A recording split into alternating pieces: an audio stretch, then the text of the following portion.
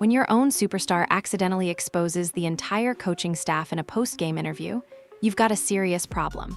The Cleveland Browns didn't just lose to a one-win team.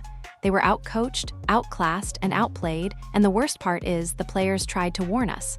Let's make one thing clear. This isn't just another bad Sunday in Cleveland. This was a total organizational failure, caught in real time, with proof from your two biggest stars. Miles Garrett did everything in his power, stacking up yet another ridiculous game that should have sealed the win by itself. And Shadore Sanders? He put up video game numbers, 350 yards, 4 touchdowns, and still had people asking if he checked the right boxes. Let that sink in. Your best defender is making history. Your rookie quarterback is lighting teams up with franchise-level stats, and you still collapse against a one-win opponent. And here's the painful truth. This game didn't expose the Browns and the scoreboard. It exposed them in the locker room, the press conference, and every excuse their coaches made afterwards. Because when Miles Garrett spoke to reporters after the game, he might have thought he was defending the team. But what he actually did, he told us everything that's broken in Cleveland right now, whether he meant to or not. And if what he revealed is true, then the Browns' biggest problem isn't the roster. It's the coaching staff that keeps wasting it. Let's break down exactly what unfolded, because this game might go down as the moment players stopped buying the excuses. When reporters asked Miles Garrett about the Browns' mindset heading into the game, it was supposed to be a throwaway question, something like, "What was the plan this week?" Nothing too revealing, just your standard post-game cliché. But what Garrett said, that sent a shockwave through anyone actually listening. "We didn't do what we practiced all week." Let that sit for a second. This is the best player on the defense, possibly the best defensive player in the entire league, standing at the podium after a crushing loss to a one-win team, publicly admitting that whatever plan the team spent all week preparing for wasn't even executed on game day. And worse, Garrett didn't say that with anger. He said it with confusion, almost like he still didn't understand how the plan went off track. That alone should raise every red flag in the building. Because if your team leader is telling the world that the game plan completely broke down and he can't even explain why, then something's seriously wrong at the top. But it didn't stop there. The Browns were shredded on the ground, Tony Pard ran for nearly 100 yards before halftime, and when Garrett was asked what went wrong with the run defense, there was no real answer. "It's not who we are," he said. "It's hard to tell you right now. It just wasn't us." Translation, we have no idea what just happened. That's not just a reflection of what occurred on the field, that's a window into what's happening behind the scenes. It means the preparation all week didn't match what Tennessee actually did. The defense expected one thing, got something totally different, and couldn't adapt. And the coaching staff never changed course, even as the game slipped away right in front of them. But here's where it goes from embarrassing to damning. Garrett went on to describe exactly what the Titans did and why the Browns couldn't stop it. And without even realizing it, he laid bare just how flawed Cleveland's defensive game plan really was. They were running the ball. You can't get a sack on a run play. That's an exact quote. The Browns came into this game fired up to rush the passer, to chase sacks, force turnovers, pressure the quarterback into mistakes. Garrett even admitted they were licking their chops for the pass. And that's the problem. This game plan wasn't about defending the Titans. It wasn't built on what Tennessee does best. It was built on what Cleveland wanted to do. The defense came in with a laser-focused plan to dominate the passing game. They wanted to rush the quarterback, stack sacks, and make splashy highlights. But the Titans weren't playing that game. They looked at the Browns' approach and laughed. And then they did the one thing Cleveland had no answer for. They ran the ball over and over without mercy. If they couldn't get a one-read pass, they just came back and ran the ball again, Garrett said. And here's the kicker. That wasn't some brilliant new strategy from Tennessee. It was the most basic football principle in the book. If the pass rush is aggressive, run right at it. That's something you learn in high school football. Yet the Browns' coaching staff walked into one of the most winnable matchups of the season against a team with one single win and got cooked by Playbook 101. And even worse, the coaches didn't adjust. Not at halftime, not in the second quarter, not ever. They stayed committed to the plan they made all week, a plan everyone in the locker room knew wasn't working. So yes, Myles Garrett still added to his historic sack total. Yes, he continued to perform at a superstar level. But what do elite stats even mean when the entire strategy is broken? This isn't just a situation where the defense underperformed. This is a case where the coaching staff built their entire identity around the wrong goal and refused to pivot even as they watched it fail before their eyes. And Garrett's attitude after the game proves it. There was no finger pointing, no frustration with teammates, no blaming anyone in particular. Instead, it felt like someone who knows the problem is bigger than just one performance. It's systemic.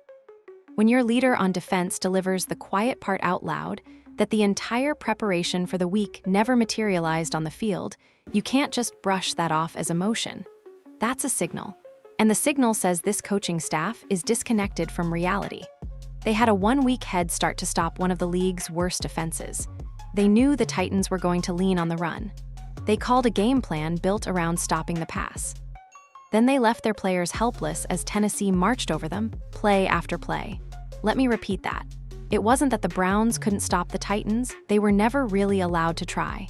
They had too many players in the wrong places, too many assignments chasing ghosts, too many expectations based on fantasy, not facts. And when the team leader, the supposed face of your defense, says, "We didn't do what we practiced," that might be the most honest and most terrifying review you'll hear all season. Because if Miles Garrett doesn't know what went wrong, then it means the people in charge either don't realize they're failing, can't admit it, or are too stubborn to change a thing. And next time, it won't just cost them a game, it'll cost them the locker room. Some players chase greatness their whole careers. Miles Garrett is sprinting toward it. This season, he joined an elite club, only the 8th player in NFL history to reach 20 sacks in just 13 games. That's not just elite. That's something legends do. Garrett is putting together a season that should be plastered across highlight reels and MVP shortlists. And yet, it's being completely wasted. Because no matter how historic Garrett's day was, the Browns still found a way to lose to a team that hadn't beaten anyone not named themselves in over 2 months. Let me ask you something. What's the point of having a generational talent if you're just going to leave him stranded? Most defensive ends don't even sniff 20 sacks across an entire season. Garrett did it with a month left to go, while being double-teamed nearly every snap, while facing schemes specifically designed to erase him from the game plan, and while somehow still changing outcomes with one-man chaos. In any other franchise, that kind of production would swing games. It would lift an entire team, but here in Cleveland, it gets wrapped in a loss to the Titans, buried under a broken coaching structure, and followed by a press conference filled with more excuses than accountability. Here's the truth. Garrett didn't just dominate statistically, he gave the Browns every chance to win that game. You want pressure? He brought it. You want sacks? He filled the stat sheet. You want emotional leadership? He stood at the mic and took responsibility when others ducked it. But here's what makes this loss even more infuriating. Garrett's performance was predictable. Everyone knew he was going to show up. Everyone expected him to wreck plays. But instead of building a game plan around that certainty, the Browns' coaching staff acted like it didn't matter. They didn't use his dominance to dictate tempo. They didn't adjust the game's script to lean into what was clearly working. They didn't shift the strategy to complement their star. And when the Titans realized what was going on, they took the easiest path possible. Avoid Garrett, run away from him, eliminate the pass rush as a factor. And again, it worked. Look, football is still a team sport. Greatness by itself doesn't guarantee wins. But when a player is having this kind of season, your job as a coach is to maximize it, not let it disappear beneath bad planning and stubborn ego. Because how often do you get a player who can take over games like this? Garrett is on pace for one of the most statistically dominant defensive seasons we've seen this decade. And as of now, it's not leading to wins. It's leading to wasted opportunity. And we're not talking about meaningless tackles or effort sacks in garbage time. No, Garrett's production is high impact, momentum shifting, and drive killing. These are the plays that win close games. But here's where it gets sad. In Cleveland, those plays are just blending into the chaos.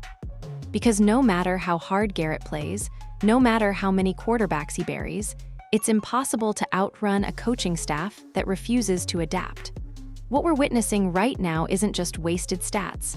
It's a Hall of Fame caliber player caught in a system designed to slow him down. Think about this. In the same game where Garrett joined one of the rarest clubs in NFL history, the offense put up 27 points behind a rookie throwing for 350-plus yards and 4 touchdowns, and they still lost. Why? Because the coaches didn't game plan to stop the obvious. Because they made 0 adjustments to a Titans rushing attack that was ripping through 9-yard gaps like clockwork. Because they were so obsessed with predicting the past that they forgot to defend what was actually coming. So instead of Myles Garrett being the story of the game, as he absolutely should have been, he became something worse. An all-time talent swimming upstream against his own organization. And the icing on the cake, when Garrett was asked whether reaching 20 sacks meant anything to him, his answer wasn't celebratory. It wasn't emotional. It wasn't even proud. He just said, "Does it mean anything?" Translation, he's doing everything in his power, dominating every snap, rewriting stat sheets, and it still isn't enough. When the guy carrying the defense sounds like he's questioning if it even matters anymore, the alarm bells should be deafening. Garrett is showing up every week. He's creating pressure where no one else can. He's literally breaking records and carrying nothing but losses. That's not a Myles Garrett problem. That's a coaching problem. That's a culture problem. And if the Browns continue to let elite-level talent languish under mediocrity, it's not just the games they'll lose, it's the locker room, the fan base, and eventually, Garrett himself. Because let's be real, a player this great, he's not going to stick around forever if the mission isn't clear and the system is failing. Right now in Cleveland, Garrett is making history. But history doesn't win games by itself. And until someone steps up to build around that greatness, his legacy won't be tied to wins and titles. It'll be tied to what could have been. Let me ask you something. If a rookie quarterback walks into a must-win game, throws for over 350 yards, drops 4 touchdowns, hits on a 60-yard bomb that blows the top off the defense, what more do you need to see before you crown him the guy? Because let me be very clear, Shadore Sanders didn't just have a good game against the Titans. He had the kind of performance that franchise quarterbacks are built on, the kind of game that gets your jersey sold. The kind of flashes teams spend years searching for in young talent. And yet, somehow, unbelievably, the conversation after the game wasn't. Sanders is HIM. It was, yeah, but he hasn't checked all the boxes yet. Boxes. What box hasn't been checked when you throw for 350-plus yards, connect on 4 touchdowns, and nearly drag your team into overtime after the defense gave up 97 yards in one half? Let's break down what he actually did. In just 4 quarters, Sanders threw 60 yards in the air to hit Jerry Jeudy in perfect stride, a play that sparked life into an otherwise dead offense. Hit David Njoku in tight coverage for a 1-yard laser, showing touch and timing.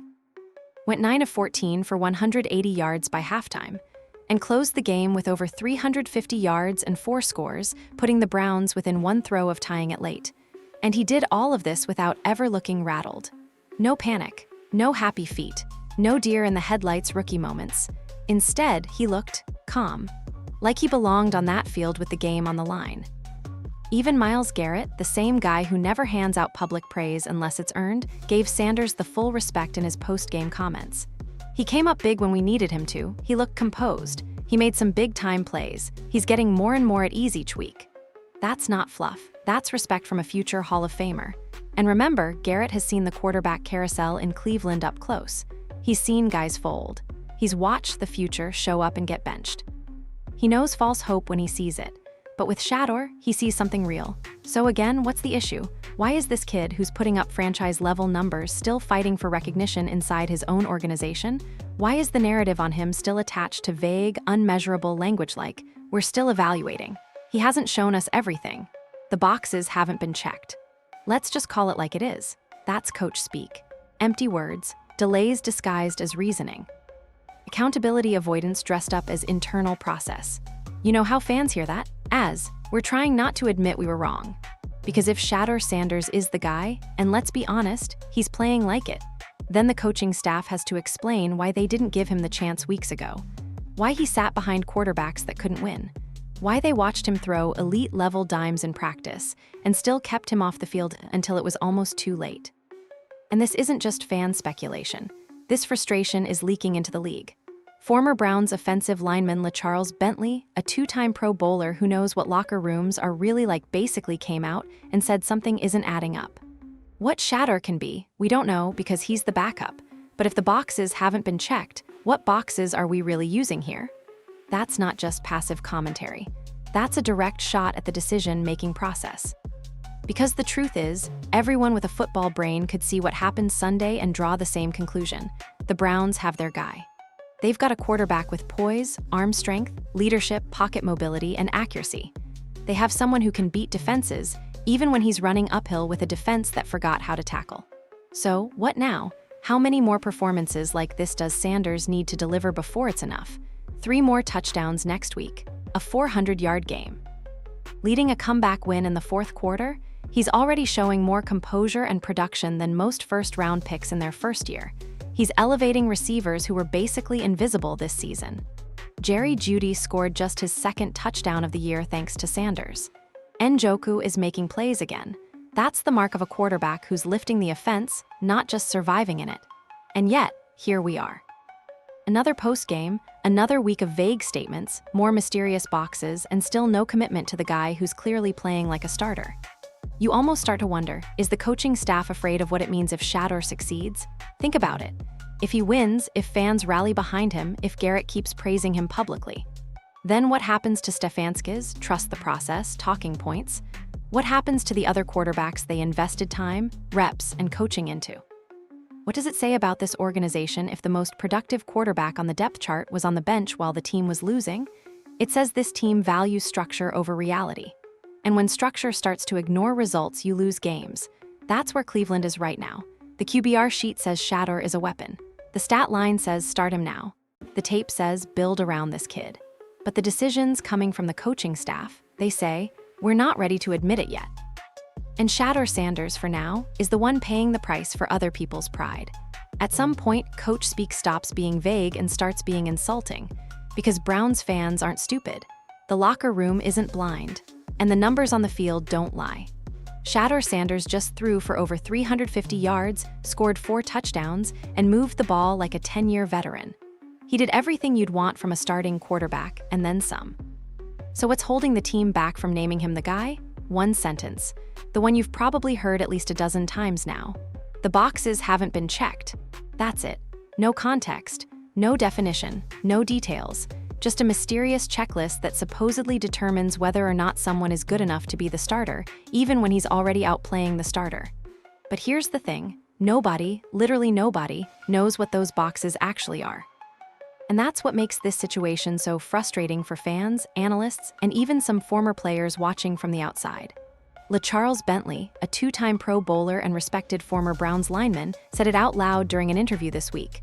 Whatever metrics they're using, those boxes just haven't been checked, I guess. Even he doesn't know what that means. That should tell you something. So let's break it down. What boxes is Sanders not checking? Because if we're talking about production, he's delivering touchdowns. He's got a deep ball touch you can't teach. He's moving the offense like it hasn't moved in months. And most importantly, he's competing hard against full-strength defenses under pressure. If we're talking poise and presence, he looks locked in pre-snap. His awareness in the pocket is absurd for a rookie. He's facing blitzes, escaping sacks, extending plays, and still throwing lasers. You want leadership? The players trust him. Miles Garrett fully endorsed him. Jerry Jeudy's production is skyrocketing with him under center. So again, what's left? What exactly are these mythical boxes that the coaching staff keeps checking for, like he's applying for security clearance at Langley? Does he need a few more good weeks of practice? Does he need to magically become a 10-year vet overnight? Is there some secret handshake he hasn't learned yet? Or, let's be brutally honest, is this just coaching politics? Because what this feels like, what this sounds like, is a leadership group that doesn't want to admit they missed. They didn't want Shedeur to be the answer.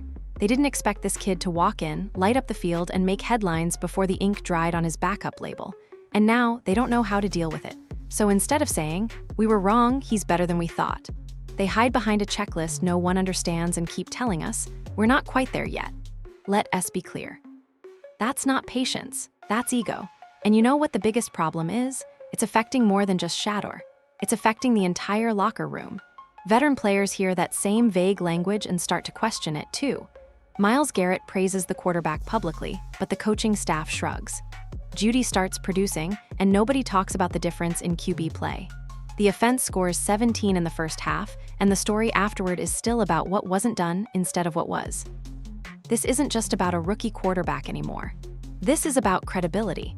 Because the coaching staff is now walking a very dangerous line. They're asking the players, the media, and the fan base to ignore what their eyes are seeing. And that never ends well.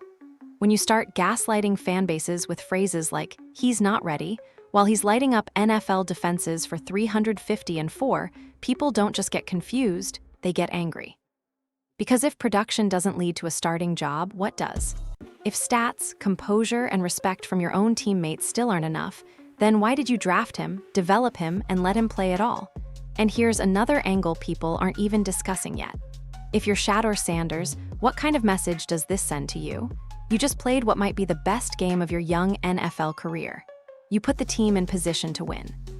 You rallied a locker room, gave hope to fans, and proved you can run a real NFL offense. And your reward? More ambiguity, more silence, more evaluation. How long before you start checking out? How long before someone in your camp starts asking questions? Now, to be fair, nobody's saying Sanders deserves to be crowned a superstar overnight. He's still growing. He's learning speed, schemes, pressure, and full-speed decision-making. That all takes time.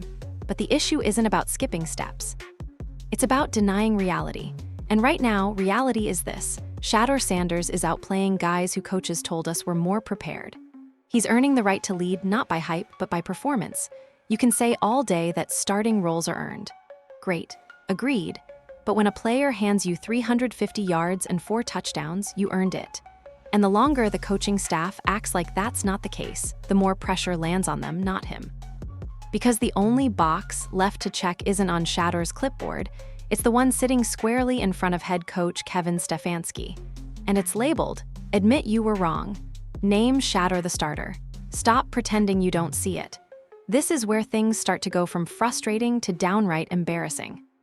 Because after watching this game, you'd think the Titans were cooking up some high-level, genius-level strategy in the film room all week, something so unpredictable, so next-level, that the Browns had no chance to stop it. But that couldn't be further from the truth. The real game plan? Let's run the ball until Cleveland figures out how to stop it. And if they do, we just keep running. That's not advanced football. That's something you'd put together in middle school. And the worst part? It worked all game and the Browns never figured it out. Now, to Tennessee's credit, they didn't try to overcomplicate things. They saw exactly what the Browns wanted to do and didn't give them the chance. Offensive coordinator. Just keep the ball out of Garrett's hands, keep it on the ground, make M tackle. That's it. So the Titans lined up, handed the ball off, and dared Cleveland to do something about it. Spoiler alert, they didn't. Tony Pollard had 97 yards by halftime. A 65-yard touchdown untouched. Multiple drives where the Browns looked like they didn't even know what play was coming. And somehow, none of this made the coaching staff adjust. While the Browns' defense came in, licking their chops for the pass, the Titans basically said, "They're praying for a drop back? Cool. Let's just run the ball down their throats until they're too tired to chase anything." And the Browns made it easy. How? They lined up like they were defending Patrick Mahomes. They sent edge pressure like they were facing a shotgun air raid. They put their front four in attack mode instead of containment. But they forgot one thing. You can't get a sack if nobody drops back. And boy, did Miles Garrett point that out. They were running the ball. You can't get a sack on a run play. If they didn't get a read, they just ran at the next drive, he explained postgame.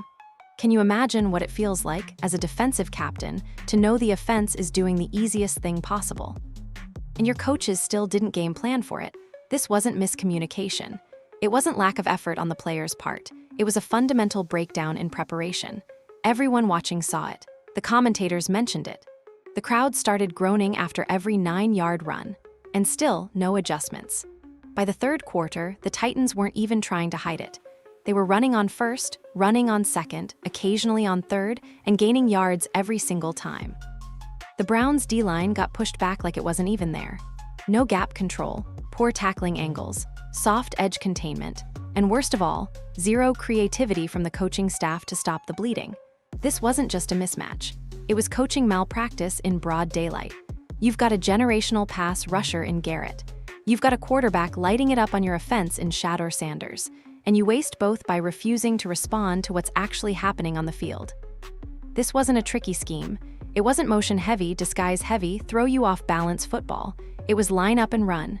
And somehow, Stefanski and his staff looked surprised. Every single time. And here's what makes it worse. They knew they were getting gashed. They saw the halftime stats. They watched Cleveland's run defense fall apart in real time. They heard the boos. They saw the body language on the field. Still, they stuck to the plan. Why? Because they were so married to this dream scenario, this pass-happy Titans team dropping back right into Garrett's pocket, that they couldn't accept the reality unfolding in front of them. Reality? You're being run out of your own building by a team that had one win coming into this game. Look, planning for the pass isn't the issue. It's the fact that once Plan A failed, Plan B never existed. No stacked boxes, no aggressive adjustments at the line, no faster flow from the linebackers. Just hope that Tennessee would eventually stop running. Spoiler, they didn't. This wasn't a defensive breakdown. This was a coaching collapse.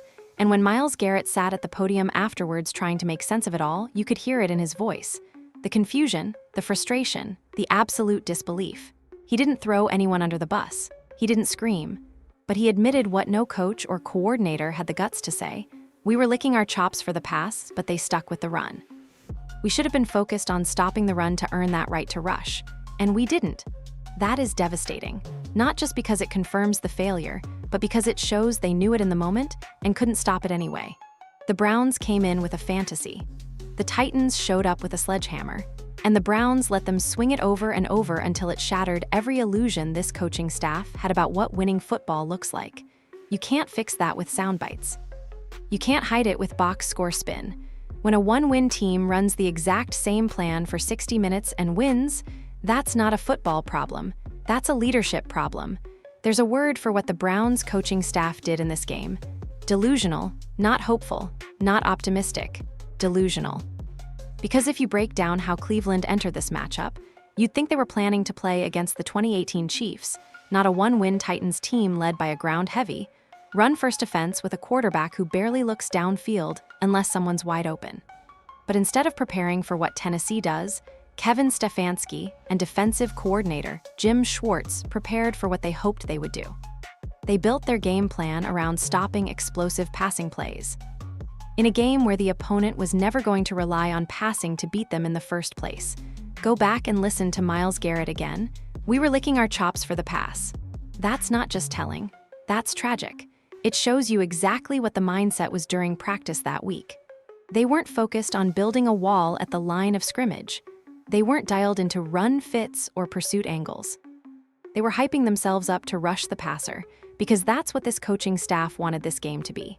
A pass-heavy shootout where the defensive line could steal the spotlight. But the NFL doesn't care about your fantasy script. Tennessee punched them in the mouth on the first drive and then just never stopped.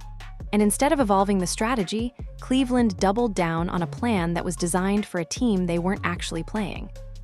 This game wasn't lost on Sunday. It was lost on Monday, when the game plan was finalized around make-believe. That's the problem with coaching from a whiteboard instead of the field. You can convince yourself of 100 theoretical outcomes. You can predict tendencies, calculate pressures, and draw up schemes that look genius on paper. But football is still won with pads, not PDFs. And once the Titans showed that they were going to run it until Cleveland stopped them, everything should have shifted. At halftime, by the third quarter, heck, even with 8 minutes left in the fourth, but it never did.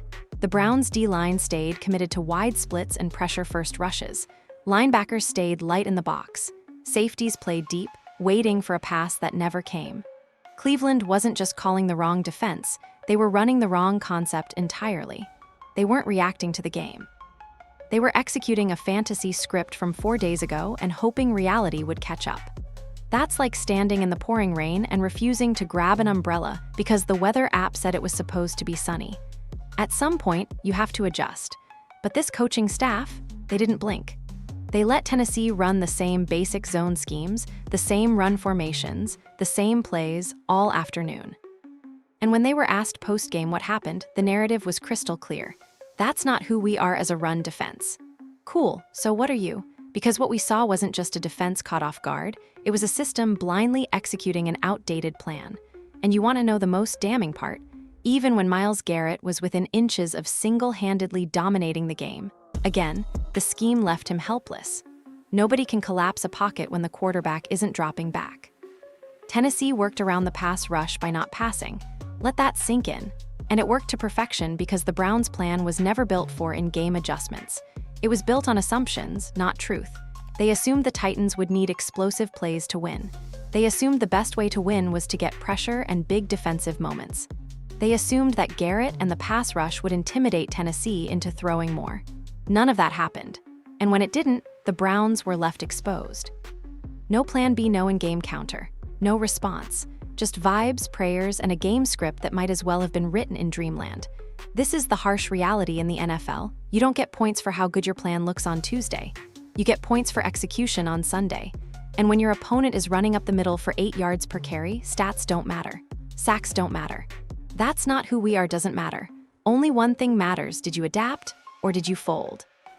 In this case, Cleveland folded. They stared down a Titans run game that was working at will and basically sent a message that said, "We're still waiting for the pass." And by the time Tennessee was in victory formation, the Browns coaching staff was still waiting for a passing game that never showed up. That's not game planning. That's delusion. And unless it changes, it's going to keep costing them games, no matter how many sacks Garrett gets or how many touchdowns Sanders throws. Because no amount of talent can outplay a coaching staff that's living in a world that doesn't exist.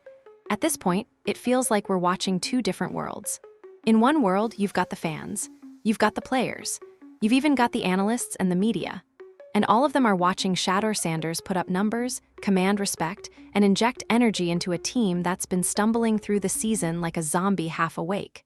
Then you've got the other world, the coaching staff, where somehow, despite everything they're seeing with their own eyes, they're still acting like this kid hasn't earned the job. It's become a running theme in Cleveland's dysfunction, reality versus leadership. And it's never been more obvious than it is right now. Let's run through the facts again, because clearly someone in the building needs a reminder. Shadore Sanders, stat line versus the Titans. Over 350 yards, 4 total touchdowns, engineered multiple drives in late-game situations, connected with guys like Jerry Jeudy and David Njoku, who suddenly remembered what the end zone looks like. The Browns scored 17 points in the first half, looked confident under center, and played faster, more aggressive football with Shedeur at QB. And this isn't one of those empty stat games where a rookie piles up yardage after the game is already lost. No, Sanders kept the game alive. He gave them every chance to tie it late. He nearly pulled off a comeback that would have made headlines all around the league. And most importantly, his teammates responded. Just listen to Miles Garrett after the game. He didn't just offer polite compliments. He gave a full-blown endorsement. He came up big when we needed him too. He looked composed. Made some big-time plays. He's getting more and more at ease every week. Those aren't the words of a star player simply being nice about a rookie's effort. Those are the words of a locker room leader signaling to anyone paying attention, "Hey, this guy's the real deal. We see it, so should you." And it's not just Garrett's voice. Multiple players on offense reached season-high stats during Sanders' snaps. Jerry Jeudy had a 60-yard touchdown, the kind of play he's been dying for all season. Njoku got back into rhythm. The play calling became more vertical, more aggressive, even more hopeful. So why is there still hesitation? Why does the coaching staff still dance around the question of naming Shedeur the full-time starter like it's some kind of landmine?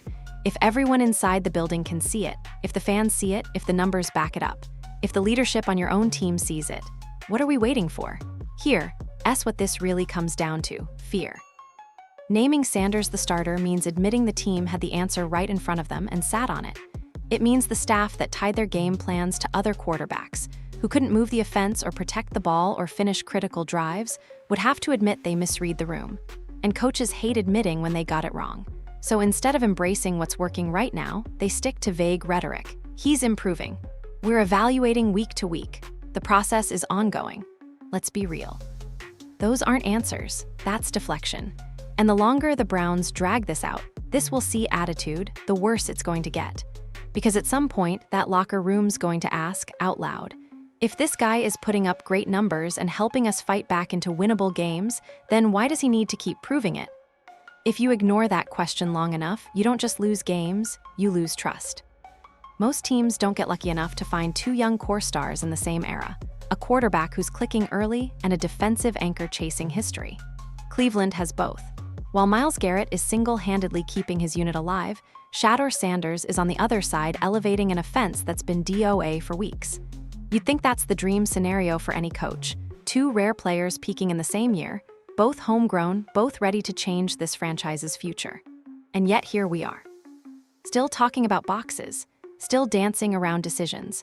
You want to know what real franchises do when they find a star? They build around him. They announce it with confidence. They make it clear to the locker room and the fan base that we believe in this guy. But the Browns, they're managing a quarterback controversy they don't even need to have. The only thing controversial about Shadore Sanders' rise is why the coaching staff's treating it like a problem instead of a solution. And the risk is massive. Because if this keeps going, if management keeps hesitating, eventually the fans and players are going to turn their attention not to Shadore, but to the coaching staff.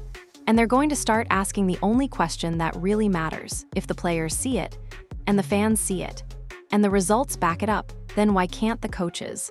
At this point, the question isn't whether Shadore Sanders is ready. The question is, how many more times does he need to prove it before the Browns stop pretending they don't see it? Because let's be honest, we've hit the part of this story where the excuses have dried up. The stats are on the table. The locker room voices are getting louder. And the film doesn't lie. This is no longer a wait and see moment. This is a put up or shut up situation for Cleveland's coaching staff. And if you're a fan right now, you should be furious, not because of the losses on the scoreboard, but because of the opportunity that's being wasted in real time. Let's recap what we've seen in just one game. Shadore Sanders throws for over 350 yards and 4 touchdowns, leads multiple comeback drives, and shows every single trait teams hope for in a franchise QB. Miles Garrett becomes just the 8th player in NFL history to hit 20 sacks in 13 games, a season for the ages, wasted in a game plan built on make-believe. The Browns' defense gets shredded by a team with 1 win because the coaches were too busy licking their chops for the pass while the Titans ran straight through them. And the response from the coaching staff? We need to execute better. We didn't play to our standard.